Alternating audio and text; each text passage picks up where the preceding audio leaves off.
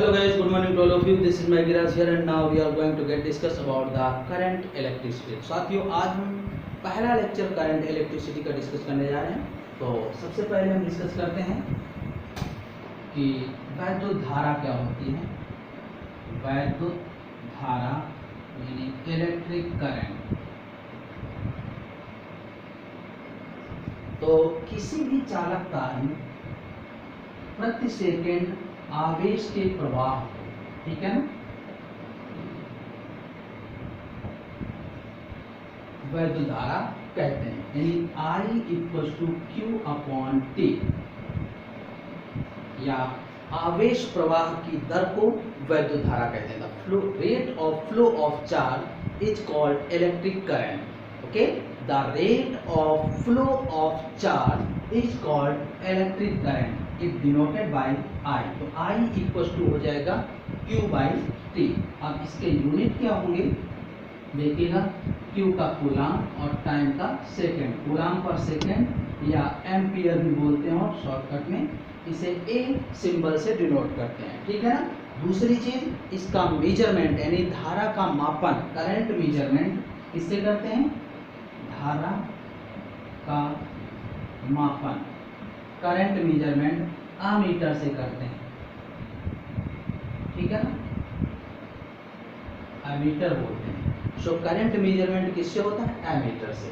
चलिए इसी के साथ अब देखते हैं कि ये I equal to Q by T होता है। तो इससे अगर हम देखें तो Q equal to I T हो जाएगा और दूसरा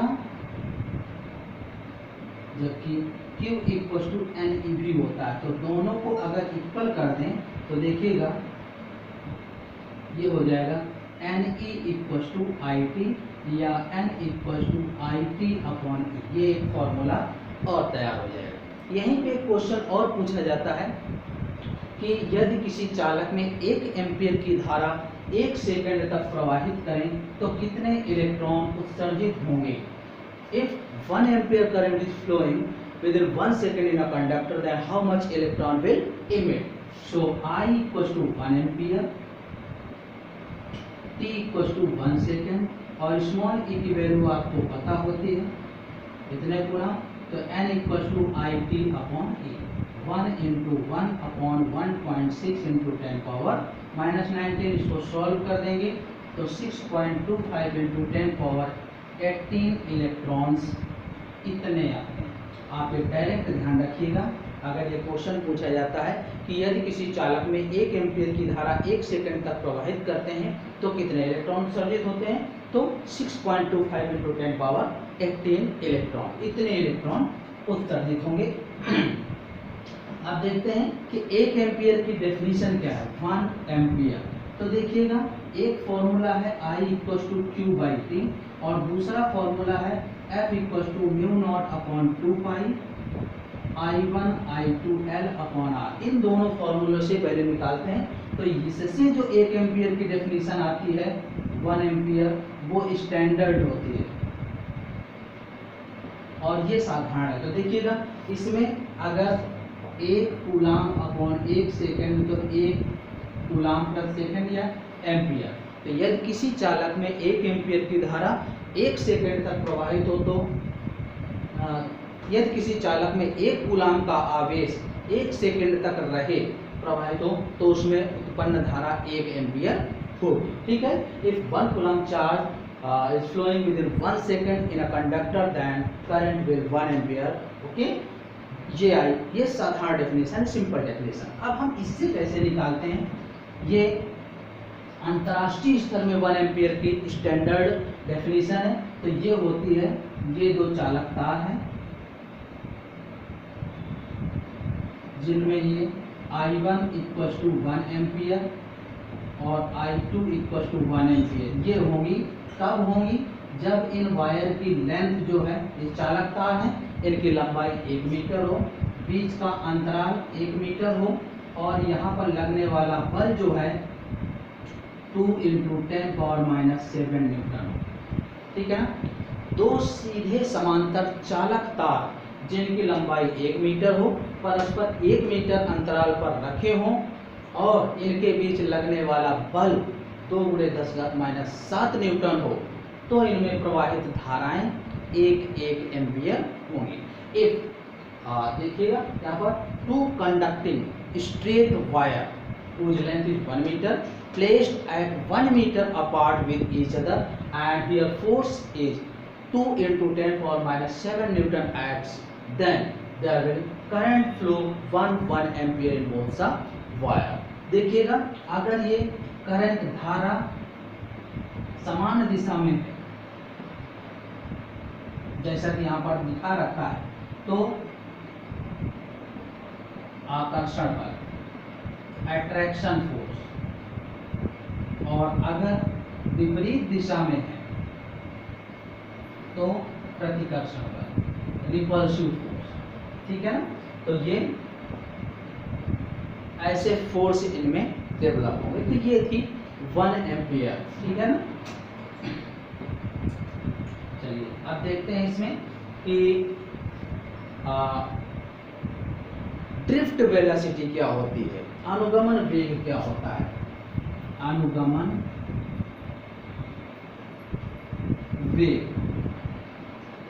ड्रिफ्ट वेलोसिटी। देखिएगा इससे कई चीजें निकल करके आएंगी, सॉल्व करेंगे हम। तो ड्रिफ्ट वेलोसिटी क्या होती है कि देखिए जैसे ये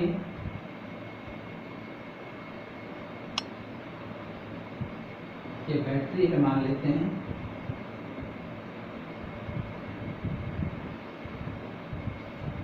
और ये चालक तार लगे हुए हैं, ये टेलीविजन है इस तरीके से।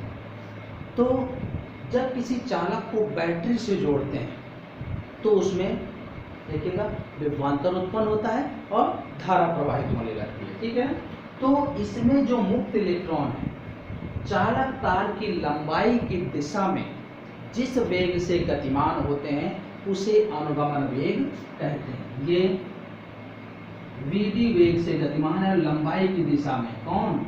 ये मुक्त इलेक्ट्रॉन। तो ध्यान रखिएगा, मुक्त इलेक्ट्रॉन चालक तार की लंबाई की दिशा में जिस वेग से गतिशील होते हैं उसे अनुगमन वेग कहते हैं, और सामान्य मान इसका 10⁻⁻⁴ मीटर पर सेकेंड होता है। So we can say that the velocity by which free electron get travel in direction of the length of the wire is called drift velocity and its order is 10⁻⁴ metre पर second. ठीक है, तो अब यहाँ पर इस तरीके से हम टेलीविजन में ये देख रहे हैं। अब देखिए इस बैटरी के अंदर क्या हो रहा है, तो हम इसकी बात कर रहे हैं। तो बैटरी के अंदर देखिएगा ये फ्री इलेक्ट्रॉन्स हैं, और इलेक्ट्रॉन्स क्या होते हैं जैसे ही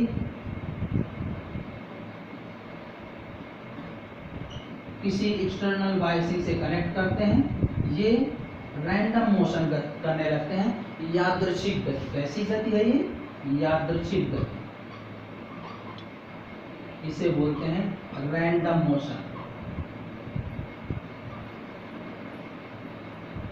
तो रैंडम मोशन करेंगे इलेक्ट्रॉन, और इन इलेक्ट्रॉनों पर कितना फोर्स वर्क कर रहा है?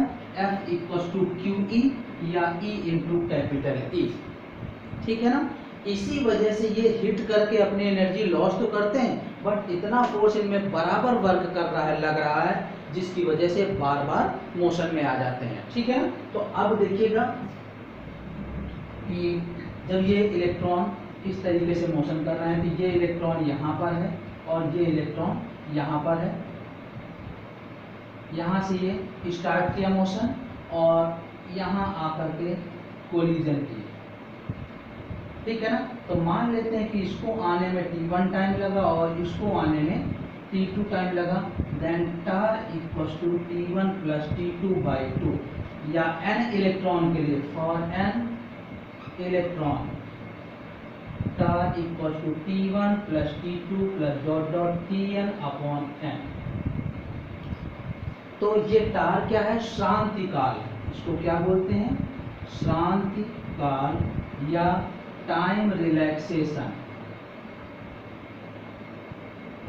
तो ये औसत समय होता है, यानी टाइम रिलैक्सेशन को क्या बोल सकते हैं? कि इन्हीं दो इलेक्ट्रॉनों की टक्कर में लगा औसत समय, the average time taken by the collision of electrons, okay, or collision of two electrons or collision of n electrons. तो ये है टाइम रिलैक्सेशन श्रांति काल, यानी किन्हीं दो इलेक्ट्रॉनों के बीच टक्कर में लगा औसत समय या n इलेक्ट्रॉनों के बीच टक्कर में लगा औसत समय श्रांति काल या टाइम रिलैक्सेशन कहलाता है, ठीक है ना। तो ये टाइम रिलैक्सेशन होता है। तो इस तरीके से यहाँ पर जब इलेक्ट्रॉन हिट करते हैं तो कुछ इलेक्ट्रॉन फ्री हो जाते हैं। तो इसी को बताया गया है कि जब किसी चालक को बैटरी से जोड़ते हैं तो विभवांतर उत्पन्न होता है और धारा प्रवाहित होने लगती है। तो चालक तार में इसमें जो मुक्त इलेक्ट्रॉन है वो चालक तार की लंबाई की दिशा में जिस वेग से गतिशील होते हैं उसे अनुगमन वेग कहते हैं, Vd, और इसकी ऑर्डर 10⁻⁴ मीटर पर सेकेंड होती है। अब देखते हैं कि धारा घनत्व क्या होता है।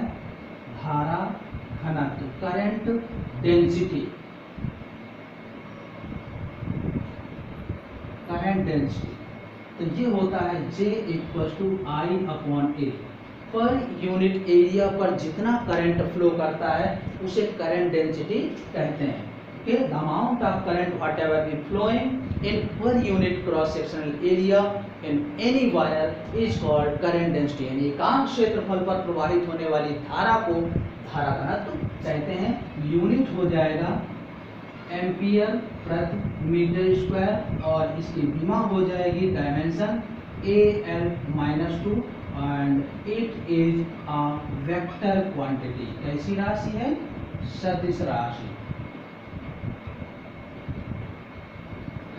तो ये सदिश राशि। ओके, अब हम देखते हैं कि करंट और ड्रिफ्ट वेलोसिटी में रिलेशन क्या है। तो I ये हो जाएगा relation between I and V। तो देखिएगा सिंपली ये कोई कंडक्टर है और इस पर ये फ्री इलेक्ट्रॉन्स हैं, तो हम इसको कह सकते हैं, इसकी लेंथ L है और एरिया A है। तो I = कितना होगा? Q/T, where Q = Ne होता है और कंप्लीट वॉल्यूम में पूरे आयतन पर कितना आवेश होगा? इतना, ठीक है ना। और टाइम क्या होगा? L/Vd, क्योंकि ये एवरेज वेलोसिटी Vd से मोशन करते हैं। तो ये इसमें जब पुट कर देंगे बाय इक्वेशन फर्स्ट, तो I = ALNE/L/Vd, तो I = आ जाएगा NAeVd। ये धारा और अनुगमन वेग में संबंध है, relation between current and drift velocity. ध्यान दीजिएगा, I = NAeVd। और इसी से हम दूसरा रिलेशन निकाल सकते हैं। देखिएगा I/A ये हो जाएगा NEVD और I/A की जगह क्या लिख सकते हैं? J। तो ये धारा घनत्व और अनुगमन वेग में संबंध आ जाएगा, relation between current density and drift velocity. Okay.